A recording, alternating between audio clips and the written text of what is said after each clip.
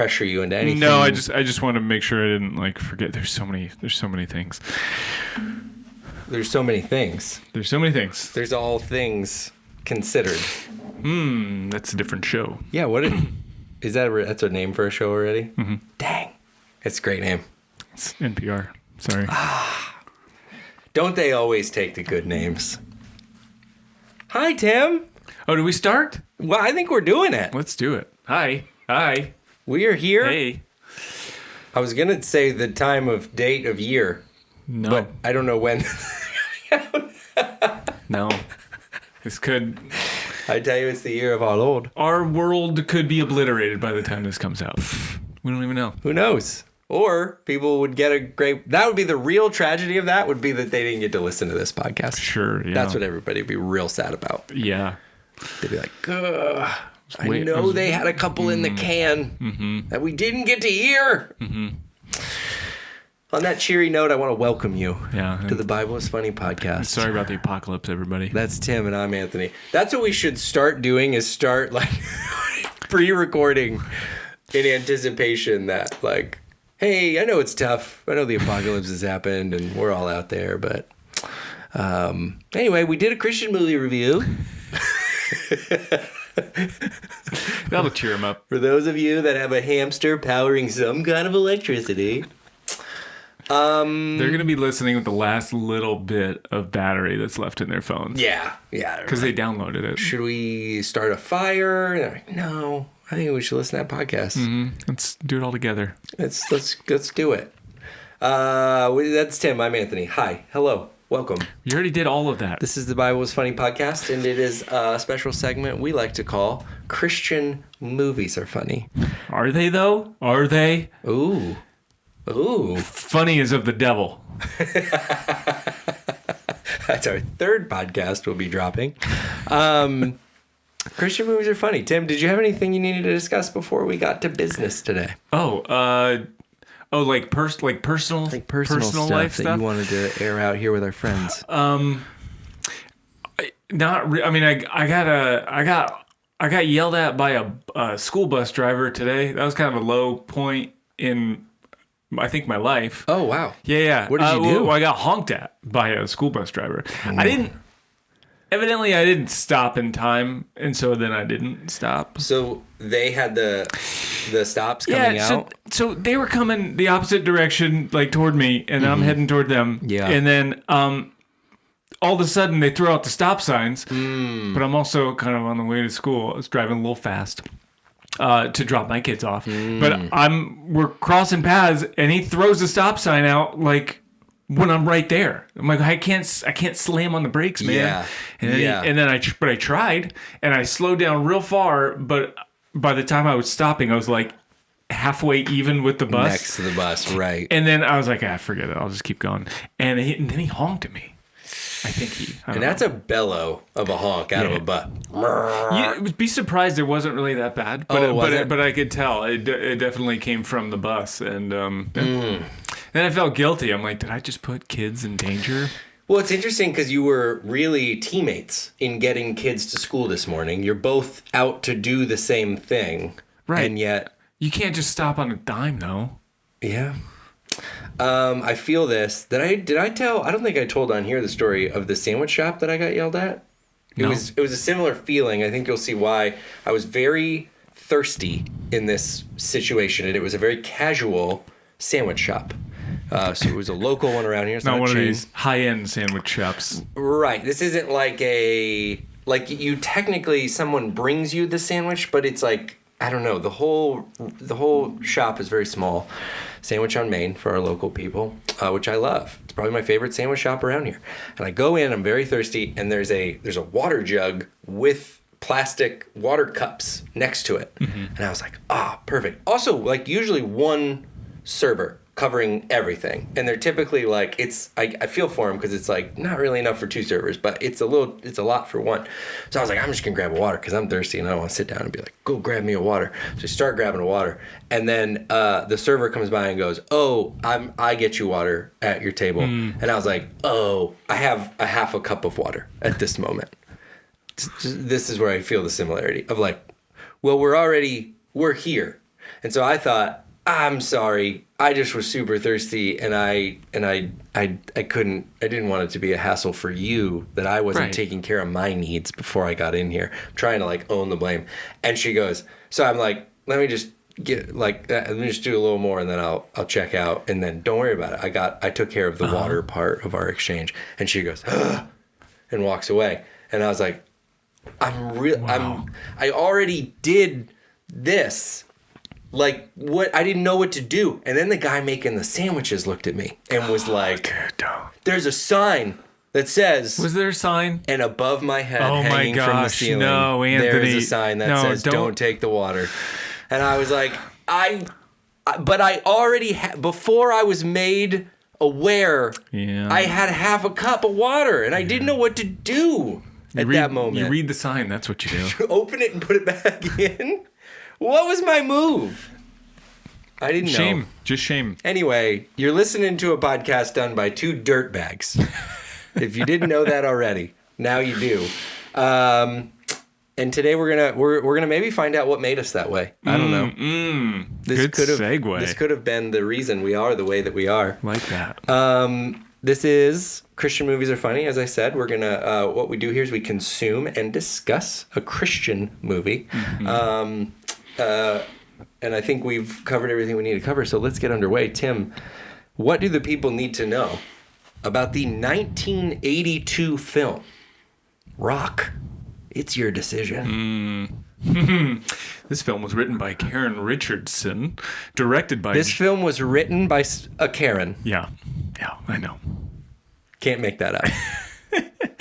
Directed by John Taylor, starring Ty Taylor as Jeff Sims. I assume Ty Taylor's probably like the son of the John Taylors. Taylor. Yeah, so this is a long time ago, 1982, like Anthony said.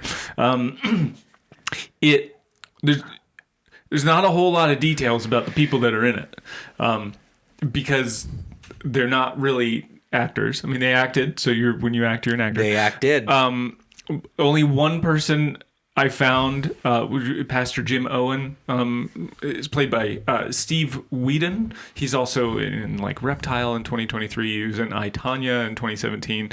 Really? Yeah, so he's done a couple So he's of other still working today. Yeah. Okay. I mean, maybe not today, but... Well, I mean, as of a couple of years ago. As of 2023. He's in a legit Hollywood I liked thing. Tonya. Yeah. So yeah, Steve Whedon is in there. But otherwise, everybody else is this is 40 plus years ago. Yeah. So there's not a whole lot of info on some of these folks from this little small time, low budget Christian film. Just was a special happening for everyone involved. Yeah. It seems like when you just do a propaganda piece, like they don't keep a lot of records. That would make sense, I guess. Yeah. So this includes again, we don't even have the character names, but Laura Branscombe, Glenn Williams, Peggy Griner, and Terry Greenwood.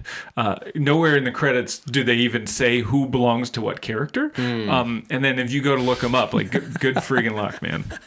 That's pretty funny. So I promise, I did my homework and I got nothing. Terry Greenwood related to Lee? I think so. Would make sense. There's Or it would be tension, because I think Lee's music, borderline rock and roll. this is tough. We have a lot to discuss. All right, we got a lot to get in on today. Again, 1982, this is the film, and it is titled, I don't know if that was clear, Rock, And there's a little colon. It's your decision. Here's what we do on the podcast. Tim gave you a little rundown on the film, and what we're going to do from here on out is we've consumed this film, both of us independently, and we're going to discuss it. That's the group part of this project. You're here, Tim's here, I'm here. We're all going to discuss the film that we consumed. One thing we like to toss out is that we have not yet made a motion picture, although a commenter suggested we should. And I think that's a fun idea.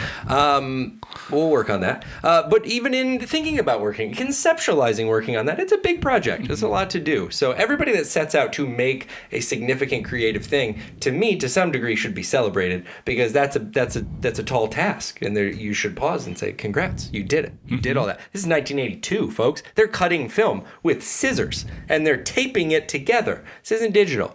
So hey, shouts out to everybody that makes things, that has made things. We start with a tip of the cap. because we don't want to be people that just poop in everybody's Cheerios. We like to be people who... I think the term is pee. I think you pee in the Cheerios. I think both are not are not fun. One's a little worse, though. I don't think you do either. Like, you can't eat the Cheerios. Oh, man, that's unsanitary. That's not what we do here. We consume the film that was made for consumption, and then we discuss it here with our friends. So here we go. 1982, Rock, It's Your Decision. Movie is just short of an hour. So it's a quick one. I'm going to give you a summary right now. This movie is available for free on YouTube. I'm sorry. I didn't give my summary. Just if we're following our typical pattern. Okay, you give a summary first. A little teaser for the people. You can listen to this with no spoilers. Yeah, no spoilers. Go ahead. The IMDb synopsis, because it's in there. Mm-hmm. A young man's parents and pastor force him to go without rock music for 2 weeks. And as a result, he discovers how rock music is a tool of Satan to control people. Okay. Maybe there were some spoilers. I'm going to give a little bit more thorough synopsis that we are then going to break down and assess. So if you would like to watch this film, it's available for free on YouTube, which is also where our podcast is streamed. Bloop, bloop. Wow. Segue. So you can watch this podcast if you've been listening to it. It's a video podcast. This particular movie available free on YouTube. We'll put the link in the show notes. You can go watch it now if you would like to consume the rest of this podcast with no spoilers. I'll give you a minute. Just be careful of your neighbor. Go ahead and slip out quietly. Shh. Yeah, keep it down. All right, welcome back if you watched the whole movie, and thank you for sticking around if you didn't. Here we go. Rock, it's your decision. Every generation thinks their problems are worse than the ones that came before. And as millennials in America, sure, we've had to deal with terrorist attacks, pandemics, climate change, a nationwide mental health crisis, the implications of artificial intelligence, and multiple economic collapses. But in the early 1980s, they faced a potentially society collapsing threat themselves. And she goes by the name Rock and Roll. That's right. Hard as it may be to believe, just a few decades ago, an entire genre of music was churning out songs filling kids' heads with dangerous ideas of putting another dime in the jukebox or working for the weekend, while others had even more direct demonic connotations, like I come from a land down under. This dastardly music has a dramatic impact on Jeff, who's suddenly acting out. His parents worry about the lasting implications of his new rebellious phase that's already got him listening to music loud, occasionally talking back to his mom, regularly attending church, and even staying afterward to help put up chairs. With the help of his loving parents, his situationship, Melissa, and his youth pastor, Jim. Jeff takes 2 weeks to ask the tough questions we all must face. Of course, we all want to rock and roll all night and party every day, but should we? Ultimately, Jeff learns about the dangers of rock and roll and decides to make a change. From now on, he's only listening to country music, where they would never discuss immoral things like drinking, or sex, or murdering your husband. Rock, it's your decision. Oh, my Lord. What a great synopsis. Tim, that's the movie. Everyone is connected to it now. What was something about this film that was shocking to you? Well, there's a couple of things. Just off the top, if you IMDb does these like kind of keyword like plot keywords. Oh yeah. So that you can find if you're looking for this thing in a search. The plot keywords for this, some of them there were many, included party, rock music, homophobia, and Christian propaganda. So, wowza! If you're into any of that stuff, wowza! This film is the one for Those you. are some filters for sure. Is that what was shocking to you? No, that was just off the top. It was Okay. funny. Most shocking to me, I think, was kind of. It was the culture shock of it all. There's a lot in this film to go over. We're gonna have a good time. Yeah. But not too good of a time. That's of the devil.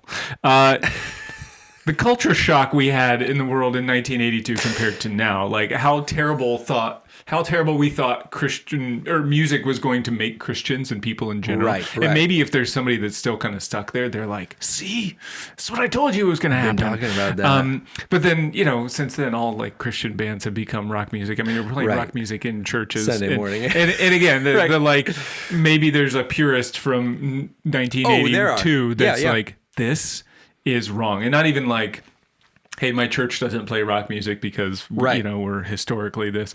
Like, no, there's I assume there's somebody out there who's it's real, shaking and their fist at the kid on the lawn. Yeah, and there's certainly degrees of that I don't like. There's a lot of that I don't care for. But there's other parts of it I'm like, okay, at least you're consistent with your train of thought here, so that on Sunday morning you sing.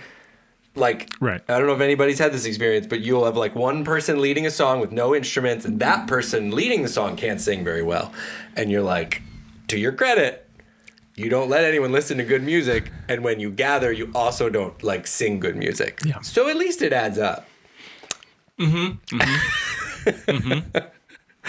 Yeah, it was a culture shock for sure. Yeah, that was the biggest shocking thing I think for me. Just kind of going back in time and going like, oh yeah, that's right. I remember it growing up. There were some twinges of that like are in my memory. Like some things that were bad and awful. Right. I mean, like Disney and stuff. Right. Yeah, I remember that. But this was just way more extreme and like just covered everything, covered a whole genre, covered almost all music. It was considered rock in this film, at least. But I don't know if you remember, we did a show at a college, actually. And so we do improv comedy. So when we would come in... Tell me more. It's so funny and great. When we would come in, that's obviously like a very different... There's whole churches that they don't think that's appropriate. You shouldn't be doing jokes in church, and that's their thing. So we go into this place. Typically, if they book us, they don't feel that way, I would hope. Or we've had a big miscommunication. But we would... so we got there, and the band, we were chatting with the band backstage. I don't know if you remember this. But they had never played drums before.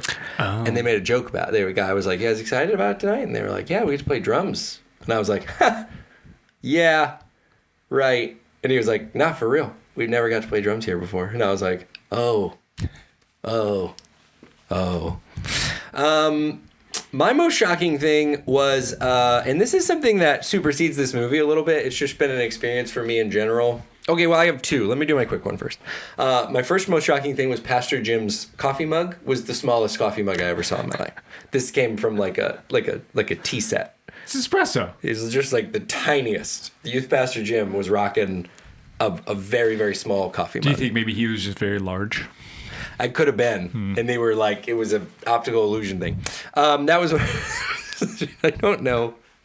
I just did. If he tried to put any creamer in that, it was just going to spill all over the place. Second thing, though, was it's the concept of Kiss, the band, not the sign of affection. I remember being introduced to Kiss as a human on this planet, visually, and like I was the tail end of like Gene Simmons jokes. So they really like fell off in the 90s. They started late 70s. So like by the 90s, they were like kind of a joke. Like it was like Kiss. Remember Kiss? Careful. And they had a lot of hits. Careful. And they were, people like them. But I'm saying joke in the beloved way of like almost like Snoop Dogg is right now. Like you don't know, if you met Snoop Dogg from Travelocity commercials, you don't remember Snoop Dogg from like gangster rap era. Right. And so that was and then I was like, okay, well, Kiss at one point, they got like shoulder pads with metal spikes, full face paint. I was like, Kiss, man, there must have been nothing more rock and roll than Kiss. And then I remember the first time connecting to their music that was sung in a falsetto and was mostly love songs that were like the big hits. And I was just like, what am I missing? Because then you would get caught up on like Black Sabbath and Ozzy Osbourne, and he's biting the head off a bat, and you're like, that's some weird stuff going on. That's wild. And then it was Kiss, and it was like, I don't get it. I just don't get it. What were we What were we doing? What is the most shocking thing to me is the existence of Kiss. As a target, you mean? Like, as a target for this genre, for, like, people hating on them? Truly, just in general. What? Like, I guess they were their own thing, but I don't see how it all... And I would say this in the same way I have a more modern comp, is the Insane Clown Posse. What are we doing? You guys are Careful. You don't want to... Don't mess with juggalos. I'm not... I think that's their thing. It's not my thing. That's why I don't get it. Okay. But from afar, I'm looking at these moments. And then in this film, why am I bringing that up in Connecticut? Because at some point, he's like, 12-year-olds are listening to Kiss. People as young as 12 are listening to Kiss. And I was just like, is it interesting to them? What? What is the target? What are we doing with Kiss? I don't track. Kiss is jarring to me. Is there any insight that you can see I'm missing here? No. I mean, I guess I don't feel the shock of Kiss being a target. I remember them being a target for a long time. So that part's not. It's not shocking to me. But I get who they are. It's a band. They're putting on a show. And everyone's in full face. Yeah, I mean, it's not Gwar. That's.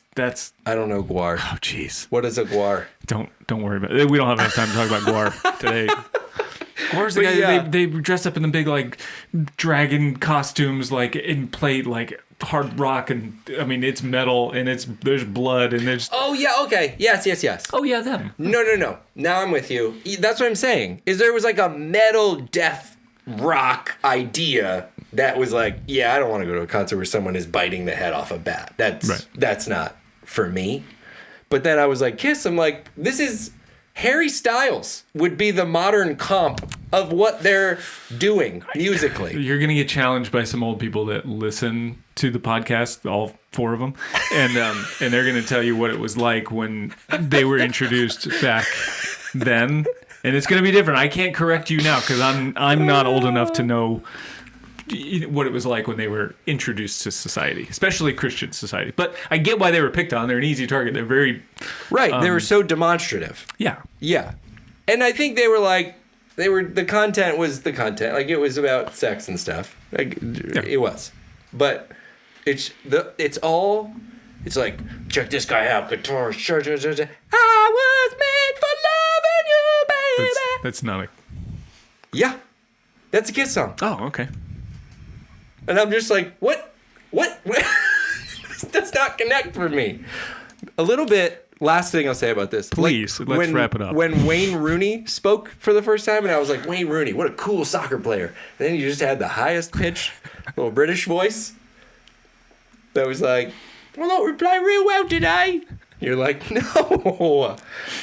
Anyway, I don't get Kiss.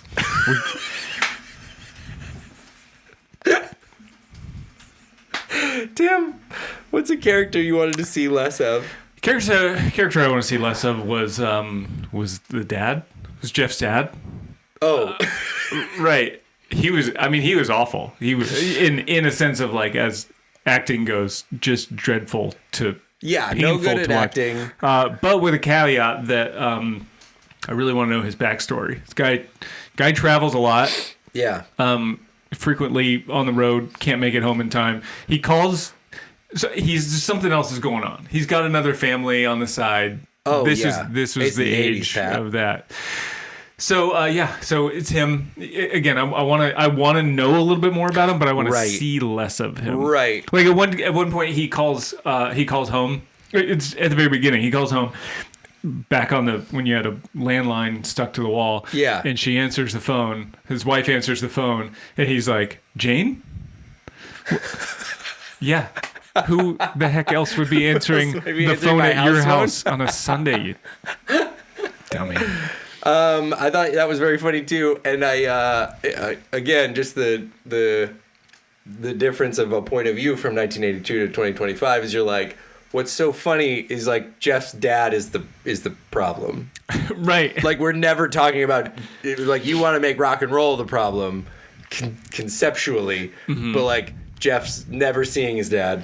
Jeff's mom is like taken to watching like romance on TV. Clearly there's some sort of like connectivity she's missing. At some point she hits Jeff in the face. Right. And we're meant to believe that Jeff's dad didn't really start all this. It's the rock and roll that is the problem. It's Kiss, who he doesn't listen to.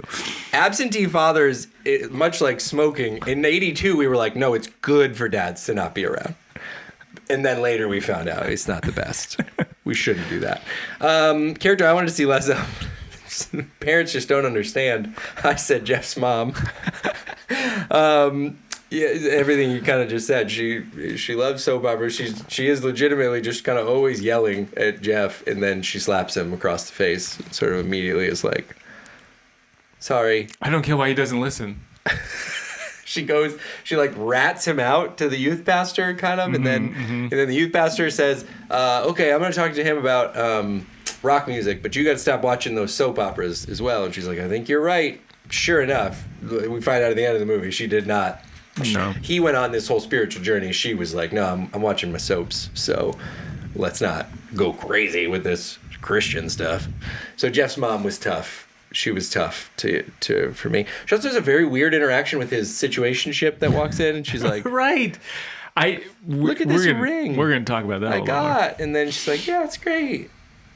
Yeah, very weird. Yeah, Jeff's mom was very uneven. A character you want to see more of, Tim? This was kind of tough. Nobody really stood out as a dynamic character, but I had a couple of notes. One, his best friend seemed the most reasonable, even though they were in this fight Marty. this whole time. Sure, whatever his name was. He just seemed reasonable. It was like, hey, you came to this party that I was throwing, and I have music playing. Right. If you didn't want to hear music, rock music, at a party, then go home. Like, right. I would like you here, but if you can't put up the music, then go. And he wasn't being a jerk. I mean, kind of portrays him being a jerk about it, but that's a normal thing. Yeah, it was. Yeah. I think Marty was very reasonable. But I also thought that the youth pastor in general was like a really thoughtful and deep. Like a deeper thinking youth pastor than probably I've ever seen. And I know a lot. I know a lot of youth pastors. I've met a lot. We've done a lot of work in churches, mostly with youth groups. And they're not, I would say, aside from like 10%, and if you think you're in the 10%, you're probably not. Aside from a 10%, just kidding. That's just me being mean. Like, this isn't like these aren't like the sharpest tools in the shed. These I'm not saying they're glorified babysitters, but sometimes they are. There's some that just they phone it in. We're playing like movies when they're like a substitute teacher, and they're just playing movies instead of actually doing a sermon or anything. Right. And this guy, pastor here, is like actually jumping in and like doing the work and like having meetings with parents and like wearing a suit and tie and like he's quoting scripture and like he's in it, man. Yeah. As a youth pastor, I'm like, dude, you're stepping it up. I had the same note as far as like Jim. I had a lot of notes about how great youth pastors are and how they serve our communities, but so that was a little different. But I said Jim. He youth pastor, used to be in a rock band, took these meetings. Also, I thought handled it really great. A lot of times in these movies, you see like the parents will contact the church leader, and then they sort of team up on the kid. And what this guy did was he was like, "Hey, your mom called and said you were going through some stuff. When we talk about that," and I was just like, "Gosh, that's such a simple like."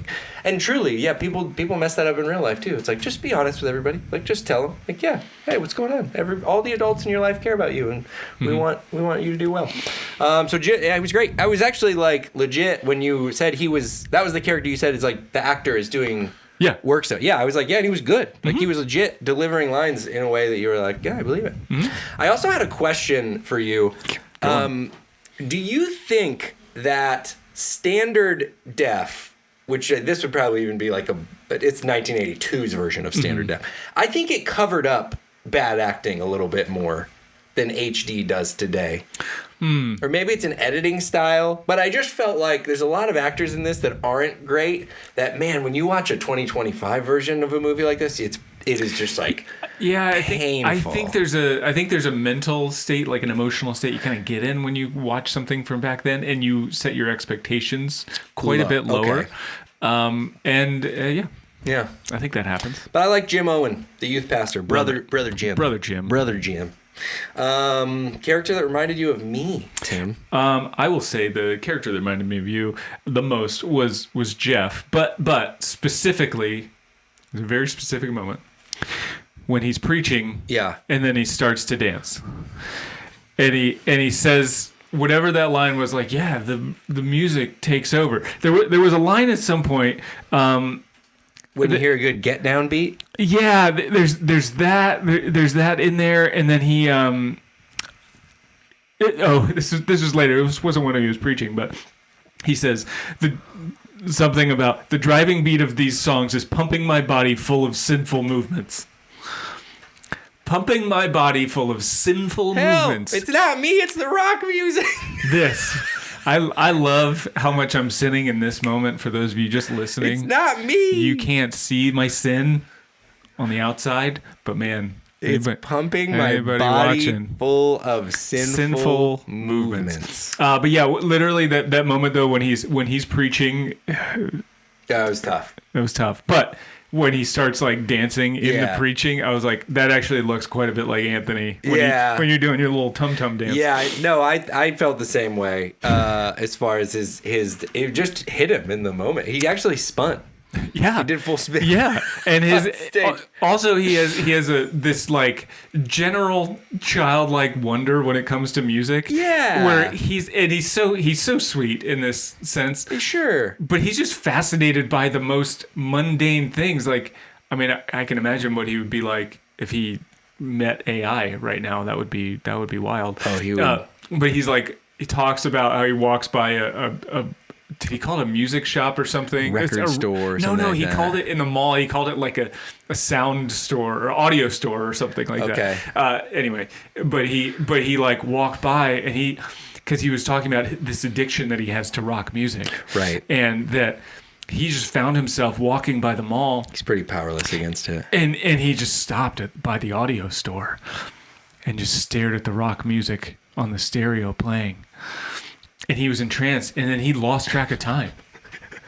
I'm like, oh, that's so sweet. Like, he was really impacted by music. Yeah. You heard music, and you stopped your whole life. Yeah, I actually had a little point to be made about that.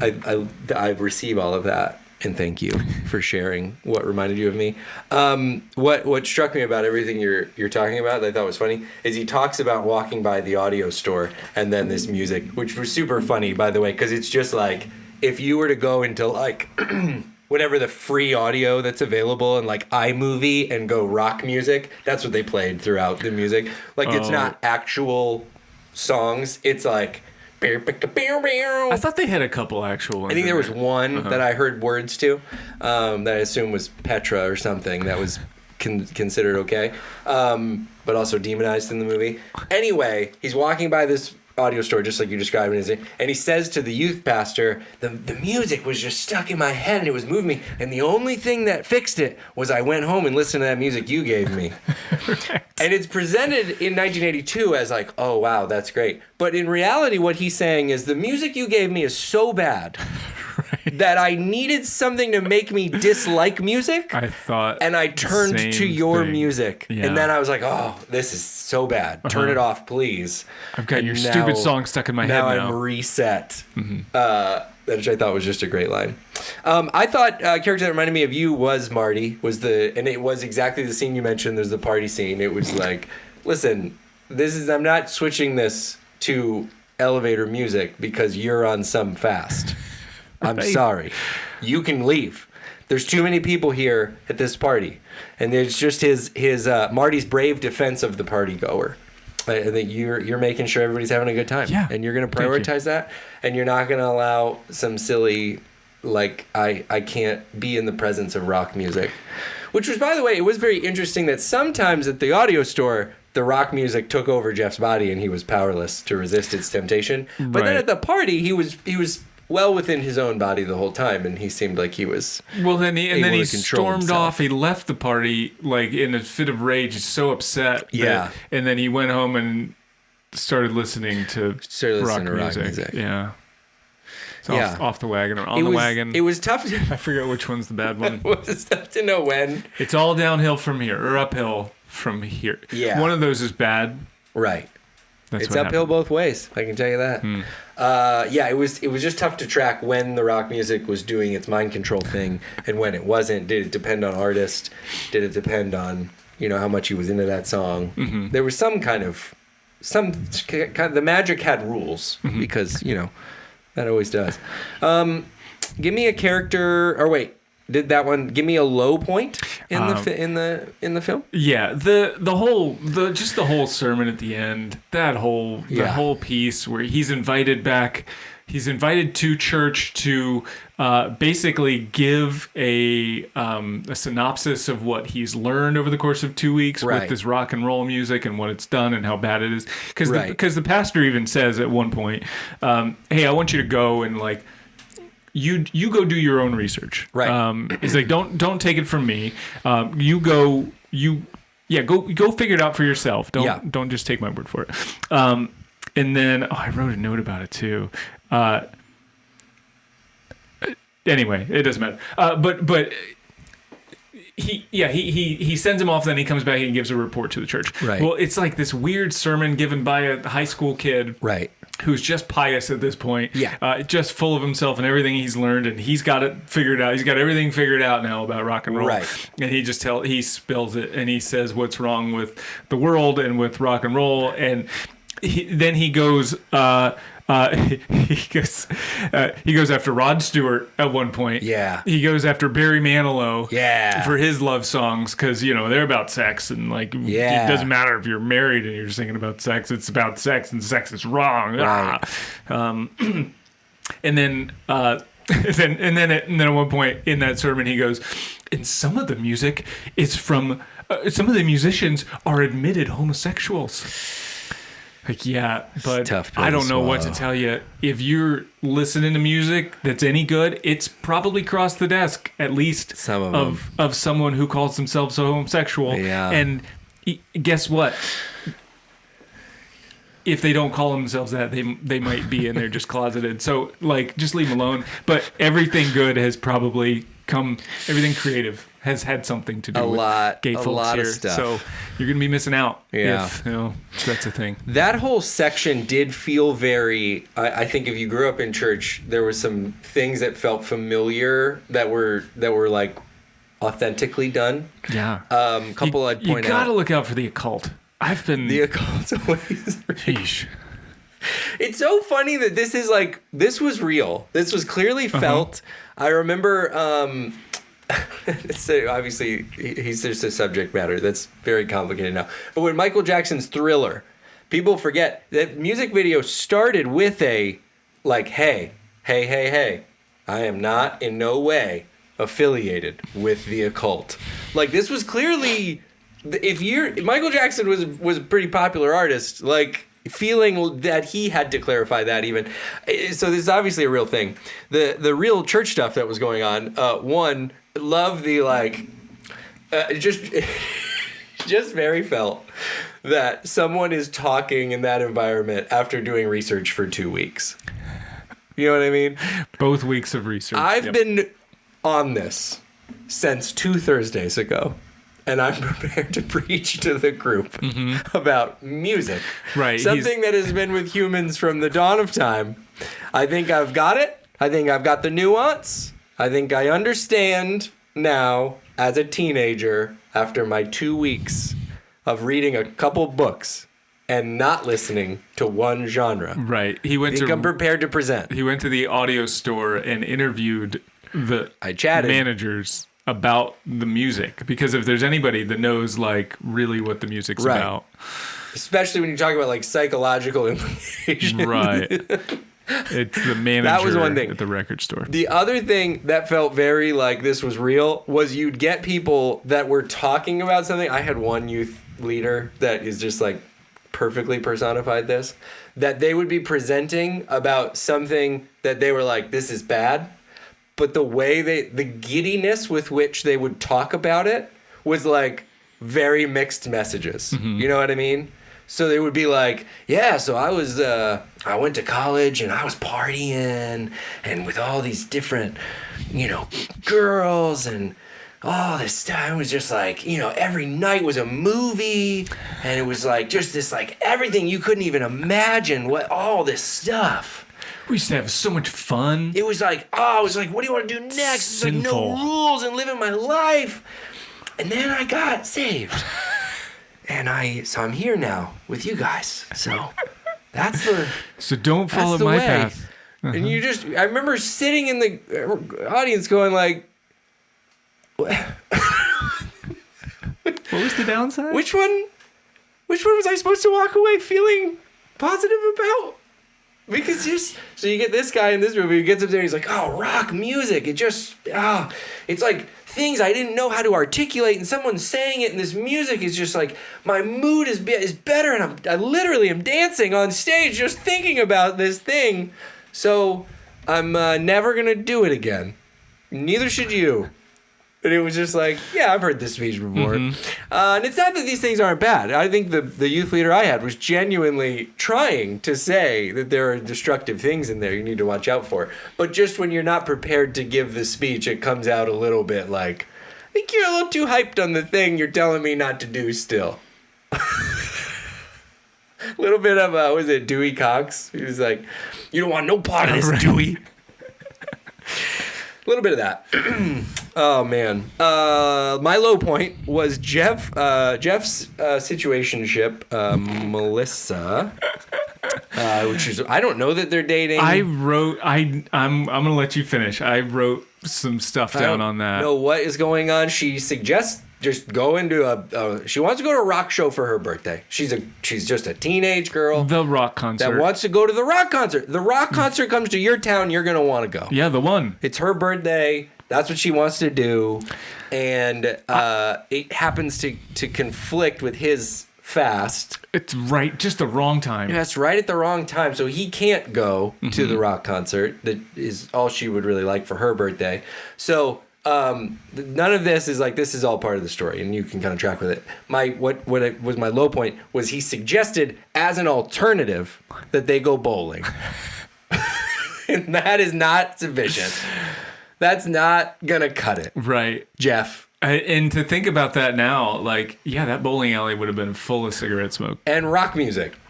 Jeff, you're not thinking through this at all. Like, and then how many things are you going to go, like, let's go bowling. Oh, there's rock music here, too. We better leave. You know what I'm saying? Like, Jeff just wasn't, this was not an okay alternative. This is a birthday experience at a concert. This is like a live show is a special thing. You can't say just bowling. No, we'll do something else for your birthday. Yeah. This is just like a really bad classic bad boyfriend behavior. At one point I thought they were brother and sister, the way that they were talking when she was like, yeah, grandma did this and that, and he was like, what are you gonna get mom and dad for Christmas or whatever? Oh, I thought she was coming in because she was interested. Maybe his mom was like, maybe you can get him off the couch, and then it was just weird. His mom, who, by the way, was like, he's in there watching TV and he was reading a book. Right. The TV was on, but he's reading a book. And then she spills popcorn on his crotch, and I thought on his lap. Yeah. I thought that was going to be some moment where, like, she went to touch him, and no. Right. This was all... Because they're all about what the rock music is doing to Jeff. Right. And then popcorn spills on his lap, and you're like... And she's like, oh, let me help you clean that up. And you're like, I know where that's going. And then he just cleans it off the floor. It just was nothing. No. So I don't know what. And then, so he's not going to go to the rock show. She's like, well, I'll go with Darren. He'll go with me. So I'm like, oh, well, clearly you're not that. This isn't like a long-term thing. Right. Was it called Going Steady in the 80s? Were they going steady? It was. It was called Going Steady. That's what we called it. Give me a high point, Tim. You know, honestly, it was the camera work. It was the quality. I love it. Filming. Yeah. It was there. Great there was at the beginning. I don't know if you picked up on it. I liked it. I'm not saying it was great necessarily, but it was a high point for me. The camera work from looking from inside out to like the church steeple, and then they come back in, pan over, and they're looking at the mom. I think it was the mom and the pastor in his office through the window, and then the shot is framed through the frame in the window, and I was like, nice, that's good. And there were so many moments, and this is probably coming off the heels of some really, really poorly done camera work, directorship. Everything was bad in the last film we watched, not to name any names, because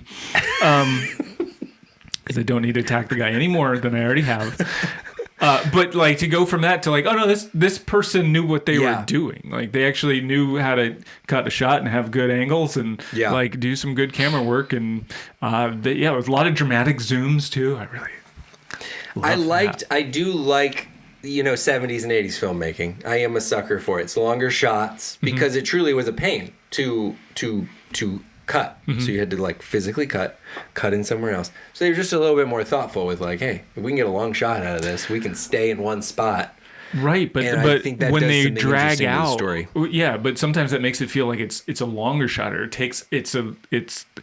obviously it's a longer shot, but it feels like you're stuck in the same spot. Yeah, right. But when you're doing the zooms and the pans, and like it makes it feel like you're actually moving, and there's the story is progressing, and you're not sitting through exposition this whole time. I mean, you are, but the camera's moving, and so it feels like there's something happening. Or they're moving within the, like they just did more because now we just cut. We're just like, we'll just cut over there, and then we'll cut over here, and then we'll cut from this point of view, and then we'll cut. Or when you're actually thinking through. How could this shot be interesting with still rolling on the same reel? I like it. Right, and some other more modern Christian filmmakers decide to film themselves as a love interest on a couch, and they talk to their love interest for 40 minutes in that same spot, and they don't cut. Do we need audio? Maybe we do. Maybe we don't. I had, but my high points we actually already covered. The Jeff telling the youth pastor about his music being the thing that made him stop wanting to listen to music, and then also the get down beat and dancing on stage. The very dramatic record break was pretty great too. It was just like right over the.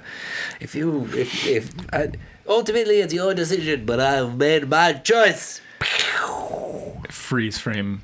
End of movie. Mm-hmm. It was very mirrored to Second Glance and The Jesus Man, because it was like roll credits right on that frame and then Jesus Man.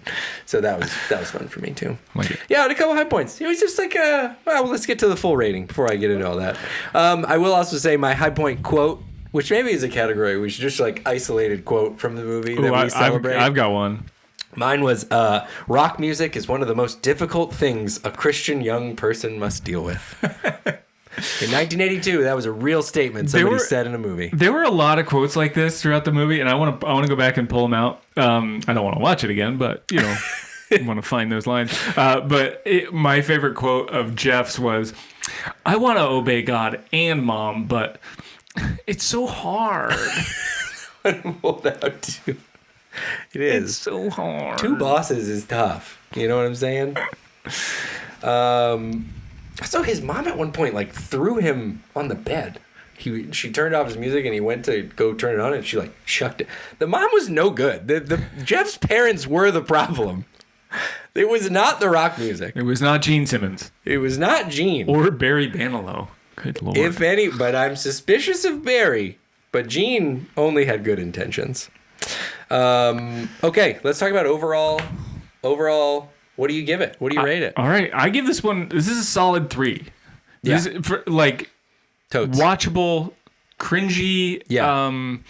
Like a good level of cringy. Like I think it comes from purity culture. And it's purity, just not necessarily just with your body, right? Anymore. But we're stuck on this one particular thing with rock music and what that does to you.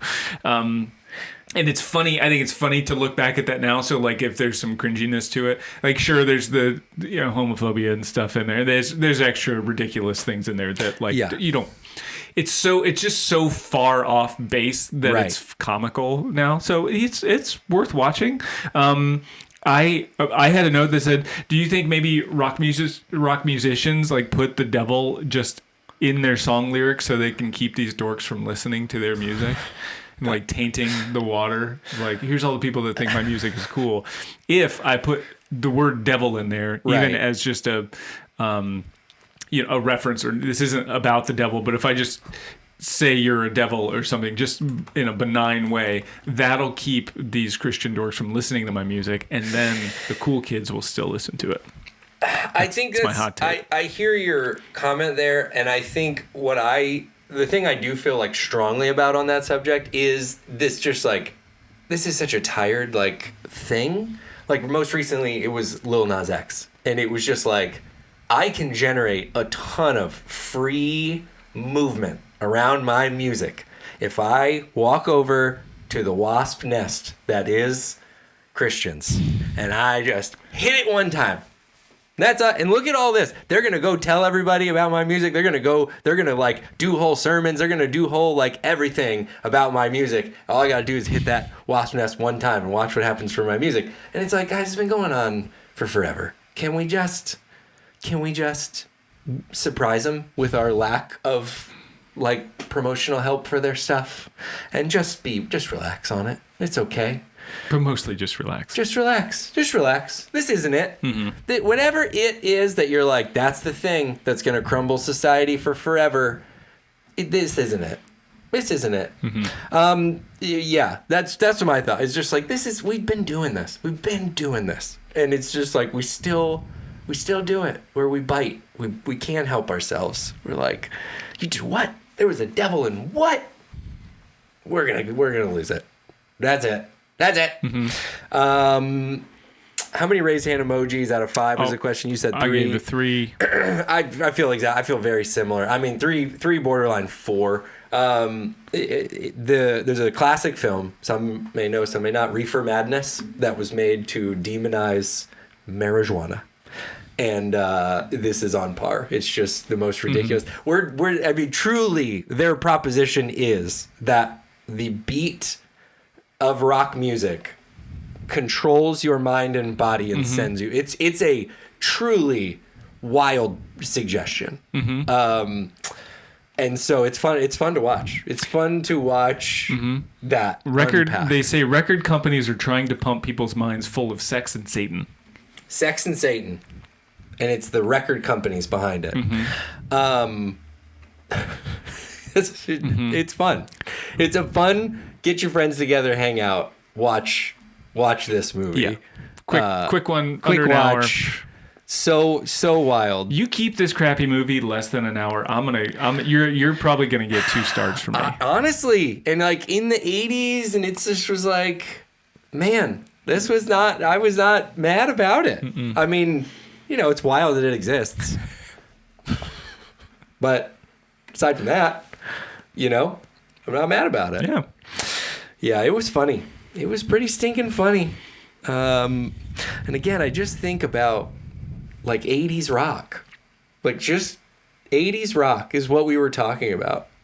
I think we were talking about mostly 70s rock. Probably, yeah. In 82, you're probably talking more 70s rock. Mm-hmm. And if you could imagine today the threats to our society, where would you rank it? That's a poll question. How many things above 70s rock would you list when you talk about threats to society today? But it's a good lesson. It's a good lesson to me in like, I wouldn't fuss about it. Whatever you're wound up about, this is a great thing to watch. Yeah, this is a history lesson. And if you don't pay attention to the history of things that we were so uber concerned about, you were convinced. Maybe there's something now. Yeah, it's probably just don't fuss about it. Yeah. I'm not saying it's not a bad thing. Listen, I'm not saying it's not a not great thing. Okay? I don't want people biting off bad heads during rock shows. I don't either. But maybe don't. It's probably not worth making a movie about. You know what I'm saying? But if you eat bats, that might be like the most quick, painless death the bat has. So it's like a PETA issue for the bat. Yeah. To help to be nice to the bat. Yeah. Yeah, sure. I mean, you rip a chicken's head off. Not me. I don't. I go to Chick-fil-A. Where they rip the chicken off. They do it. They pray over the chicken first. Yeah, of course. So that's the movie, Rock. You could watch it or not. It's your decision. It's your decision. Before we leave here today, I want us all to make a decision about Rock. Okay? Bow your head. Close your eyes. Decide. No, Paper. Come back. The only thing that can be Rock. Rock would have ruined this country if it wasn't for paper. Oh, man. Thank you guys for listening. Thanks for watching. Thanks for coming along our Christian movie journey with us. Mm-hmm. If you have a Christian movie we should watch, send it to us. Instagram, TikTok, @TheBibleIsFunny. We are still supporting kids this year in Brazil with Compassion International. Compassion.com/BibleIsFunny. Check it out. Sponsor a kid. Make a difference. Let's do some cool stuff in the world together. Mm-hmm. We'll keep the rock music out of their ears, If it's not us, it's rock music. Those are the only two influences in Brazil. And I think that's all I got for today, Tim. That's it. You want to do another podcast soon? I guess. All right. We'll be back here with another episode real soon. Love you so much. Bye. See ya.